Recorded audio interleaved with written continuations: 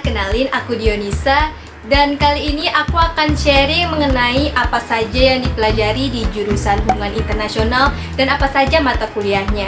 Pada kesempatan kali ini aku akan sharing mengenai pengalamanku sebagai mahasiswa jurusan hubungan internasional dan aku sendiri menempuh pendidikan di Universitas Tanjung Pura, Pontianak. By the way, untuk jurusan hubungan internasional di Universitas Tanjung Pura, jurusan ini masuk ke dalam Fakultas Ilmu Sosial dan Ilmu Politik. Dan di beberapa perguruan tinggi yang lain, jurusan ini merupakan jurusan yang berdiri sendiri.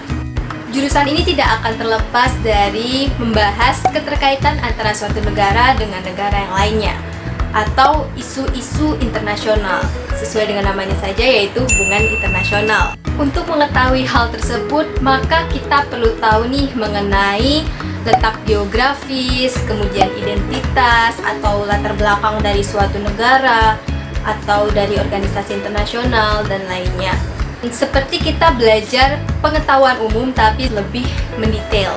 Jadi di HI itu kita belajar tentang sejarah, sosial, budaya, politik, ekonomi, hukum, kemudian pertahanan dan keamanan, bahasa, komunikasi, lingkungan, dan juga pariwisata. Alasan kita harus mempelajari hal-hal tersebut karena sama kuliah nanti kita tidak akan terlepas dari membahas isu internasional, dan biasanya isu-isu internasional tidak akan terlepas dari hal-hal tersebut.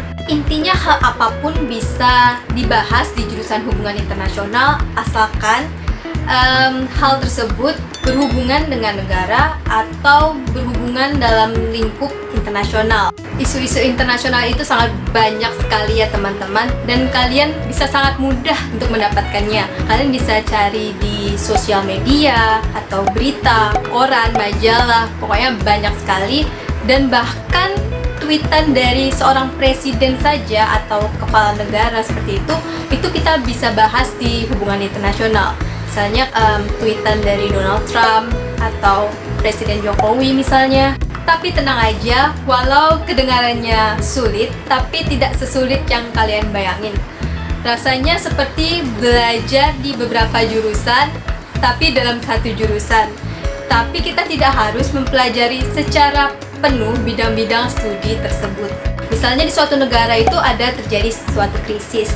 Nah, kita harus tahu nih krisisnya ini sumbernya dari mana, asal muasalnya dari mana, dan kita harus tahu bagaimana cara menyelesaikan krisis tersebut. Seperti misalnya kita belajar tentang ekonomi, kita tidak perlu harus mempelajari seluk-beluk mengenai rumus-rumus ekonomi atau tentang pembukuannya, tapi kita lebih membahas kondisi ekonomi suatu negara. Sepengalamanku, jurusan ini menuntut kita untuk mengaitkan antara suatu peristiwa dengan peristiwa yang lainnya, dan tentu perlu ada hal-hal yang kita ingat atau kita hafal nantinya yang akan membantu kita untuk menganalisis fenomena tersebut. Dan enaknya di jurusan ini untuk bahan tugas atau skripsi kalian nanti, kalian bisa mengambil fenomena atau peristiwa apapun asalkan itu berada dalam ruang lingkup internasional atau hubungan internasional, dan tentunya tidak terlepas dari dasar-dasar ilmu HI yang akan kalian pelajari saat kuliah nantinya. Misalnya nih ya, ada peristiwa mengenai K-pop dan K-drama, di mana K-pop dan K-drama ini telah masuk ke Indonesia dan banyak digemari oleh masyarakat Indonesia, khususnya para remaja di Indonesia. Nah, kita lihat dulu nih, kita mau membahas fenomena ini dari segi apa dan sudut pandang siapa. Misalkan kita bahas mengenai segi budayanya, dan dari sudut pandang Korea Selatan, kita bisa membahas mengenai bagaimana Korea Selatan dapat menyebarkan kebudayaannya melalui K-pop dan K-drama di Indonesia. Atau membahas isu perang dagang antara Amerika Serikat dengan China. Kita bisa membahas mengenai bagaimana langkah Donald Trump untuk mengatasi ekonomi di negaranya akibat perang dagang tersebut. Kalau kalian suka bahas isu lingkungan, kalian juga bisa membahas mengenai organisasi internasional dalam bidang lingkungan seperti Greenpeace di mana Greenpeace itu membantu penyelesaian isu lingkungan di negara A, B, C, dan lain sebagainya. Atau kalau kalian suka konflik dan perang, kalian bisa membahas mengenai isu Rohingya atau perang Israel Palestina, itu juga bisa.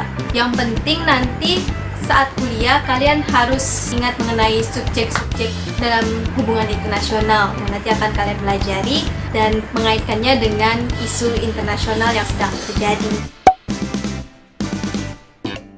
Untuk mata kuliah ini tidak ada ketepatan pastinya karena di setiap perguruan tinggi memiliki kurikulumnya masing-masing dan tentunya tetap sesuai dengan peraturan dari Kemdikbud. Aku akan sharing mata kuliah apa saja di jurusan Hubungan Internasional Universitas Tanjung Pura Pontianak, dan nama-nama mata kuliah ini dapat berubah sewaktu-waktu apabila kurikulumnya juga berubah. Di semester 1, Bahasa Indonesia, pengantar sosiologi, pengantar ilmu politik, sistem ekonomi Indonesia, pengantar ilmu hubungan internasional, bahasa Inggris 1, dan pendidikan Pancasila. Kemudian semester 2, pendidikan kewarganegaraan, sistem politik Indonesia, sejarah sosial politik Indonesia, ideologi dan ketahanan nasional, hukum internasional, politik luar negeri, pendidikan agama, dan bahasa Inggris 2. Semester 3, ekonomi politik internasional, etnisitas dan negara bangsa, resolusi dan konflik internasional, diplomasi, militer dan politik, politik internasional, statistika sosial. Kemudian di sini ada mata kuliah pilihan saat semester 3, yaitu kita belajar mengenai budaya dan bahasa suatu negara. Kalau kuliah dari buku panduanku, di sini ada beberapa pilihan. Yang pertama ada budaya dan bahasa Mandarin 1, kemudian budaya dan bahasa Jerman 1, budaya dan bahasa Arab 1, dan budaya dan bahasa Prancis 1. Dan saat semester 3, aku pilih budaya dan bahasa Mandarin 1. Jadi kita tidak hanya belajar tentang budayanya, tapi kita belajar juga bahasanya. Ya, kita belajar bahasa percakapan dasar lah, seperti mau belanja atau kita bertegur sapa, belajar seperti itu. Dan kebanyakan lebih belajar bahasanya sih ketimbang budayanya. Di semester 4, teori hubungan internasional, perbandingan sistem politik, perdagangan dan keuangan internasional, metode penelitian sosial, masalah minoritas dan integrasi nasional, kemudian melanjutkan pilihan kebudayaan dan bahasa yang kita ambil saat semester 3. Kalau aku di sini berarti ngambil budaya dan bahasa Mandarin 2. Semester 5, masyarakat, budaya, politik, negara-negara di Asia Timur, masyarakat, budaya, politik, negara-negara di Asia Tenggara, masyarakat, budaya, politik, Amerika Utara, masyarakat, budaya, politik, negara-negara di Timur Tengah, metodologi penelitian hubungan internasional, kemudian praktikum HI 1. Oh iya, saat semester 5 di sini kita harus memilih konsentrasi atau kajian pilihan yang kita pilih untuk konsentrasi pilihan dalam penulisan skripsi nantinya. Kalau saat di era kurikulumnya aku ini, kajian atau konsentrasi pilihannya ada 2 di hubungan internasional Untan. Pertama ada kajian perbatasan, yang kedua ada kajian politik global. Kajian ini ibaratnya tema untuk menulis judul skripsi nantinya. Nah, di semester 5 ini terdapat mata kuliah pilihan. Yang pertama ada mata kuliah diplomasi publik dan budaya, environmental studies, keamanan global, dan teori dan analisis politik luar negeri. Mata kuliah konsentrasi politik global itu ada regionalisme dan globalisme. Dan untuk konsentrasi kajian perbatasan itu ada mata kuliah masalah negara sedang berkembang. Di semester 6, politik global Tiongkok, Jepang dan tata kelola ekonomi politik internasional, seminar HI kontemporer, hukum laut internasional, komunikasi internasional, filsafat ilmu, praktikum HI 2 atau magang. Kemudian untuk konsentrasi kajian politik global, mata kuliahnya ada studi kajian terorisme dan kajian strategis. Untuk konsentrasi kajian perbatasan, mata kuliahnya yaitu ada migrasi internasional dan masalah non-organisasional lintas batas. Buat teman-teman yang mau kuliah di jurusan hubungan internasional, kalian nggak perlu khawatir. yang waktu SMA-nya ambil jurusan IPA, jangan ragu untuk ambil jurusan ini karena jurusan ini seru banget. Jangan khawatir dulu kalau jurusan sosial itu akan banyak hafalan. Waktu SMA aku ambil jurusan IPA dan aku termasuk orang yang nggak bisa menghafal secara cepat dan tepat. Jadi cara aku belajar adalah ambil inti-inti dari pelajaran yang ada. Dan alhamdulillah aku bisa menyesuaikan diri dan mengikuti perkuliahan dengan baik. Setiap jurusan pasti punya kesulitannya masing-masing. Jadi tips dari aku saat kuliah nanti, dengarkan saja penjelasan dari dosen dan pelajari dasar-dasar ilmunya dulu dan kalian pasti akan bisa. Oke, sekian dulu video kali ini. Semoga video ini bermanfaat untuk kalian yang menontonnya, dan apabila terdapat kekeliruan mohon dimaafkan. Atau kalian mau berbagi saran dan pengalaman bisa langsung komen di bawah ya. Dadah!